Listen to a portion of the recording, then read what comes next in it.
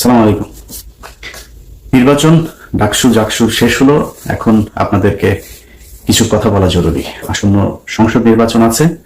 সেই নির্বাচনে বিএনপির অবস্থা কি হবে, তাদের অবস্থান কি হবে, তাদের দলীয় যে পলিসি সেটা কেমন হবে, সে বিষয়গুলো নিয়ে একটু আলোচনা করা দরকার। আমরা গেল 5 তারিখ থেকে 5 আগস্টের পর থেকে যদি নাকি বিএনপির সভা সমাবেশ, বক্তব্য, স্লোগান এগুলো শুনি, তাহলে মনে হবে যেন একটা আওয়ামী লীগের স্লোগান শুনছি, একজন আওয়ামী লীগের মানুষের বক্তব্য শুনছি।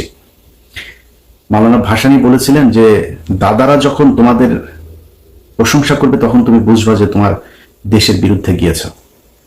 আপনাদেরকে আওয়ামী লীগ এই হেরে যাওয়ার পরে আওয়ামী লীগ যে পরিমাণে অনুশোচনা, যে করুণা দেখাচ্ছে আপনাদের প্রতি, এটাতে বোঝা যাচ্ছে যে আপনারা এই দেশের বিরুদ্ধে অবস্থান নিয়েছেন।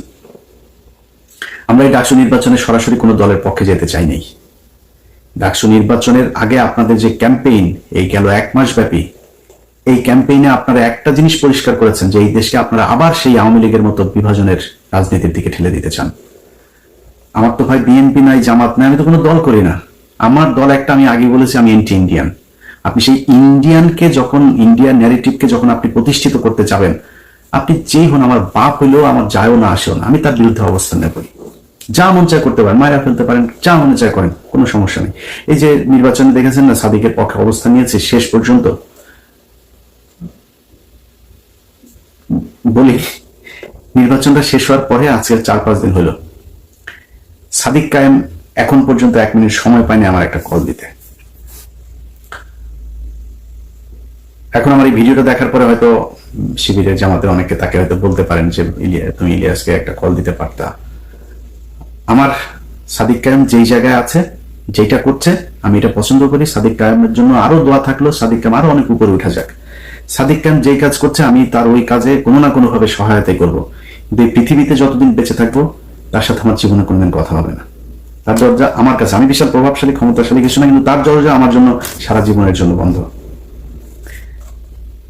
আমি জামাতের কাছ থেকে টাকা পয়সা নিয়ে, শিবিরের কাছ থেকে টাকা পয়সা নিয়ে তারপরে পক্ষে কথা বলিনি। এটা আমার শরীরের, এটা আমার রক্তের মধ্যে, বললেন না যে আমার রক্তের গ্রুপ হচ্ছে ইন্ডিয়া নেগেটিভ।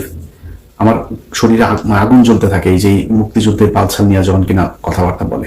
এটা ইন্ডিয়া পাকিস্তানের যুদ্ধ, ইন্ডিয়া নিজে স্বীকার করেছে। পাকিস্তানিরা ইন্ডিয়ানদের হাতে লিখে দিয়ে গেছে, আমাদের ওখানে কারোর থাকতে দেওয়া হয় নাই, তারা জাতীয় সঙ্গীত বানিয়ে দিয়ে গেছে। এই দনফোন নিয়ে তারপরে আপনি বিশাল ফিরিতি ভালোবাসা ইস্যু করি আমি এই মুক্তিযুদ্ধের মধ্যে। এটা কোনো মুক্তিযুদ্ধ না, এটা ভারত পাকিস্তান যুদ্ধ, আমাদের এক দেশ থেকে আরেক দেশের হাতে লিখে দিয়ে গিয়েছে। এই 25-24 যে 5ই আগস্ট, এটা হচ্ছে আমাদের বিজয় দিবস। আবার যদি সেই পিছনে যাইতে চান, তাহলে বারবার আপনাদের বিরুদ্ধে অবস্থান নেব। এইখান থেকে বের হয়ে আসতে হবে। আপনারা নির্বাচনগুলো থেকে মনে করেছিলাম শেখার চেষ্টা করছেন। নির্বাচনের পরে আপনাদের বড় বড় নেতাদের কিছু বক্তব্য শুনলাম, শুনে যেটা মনে হলো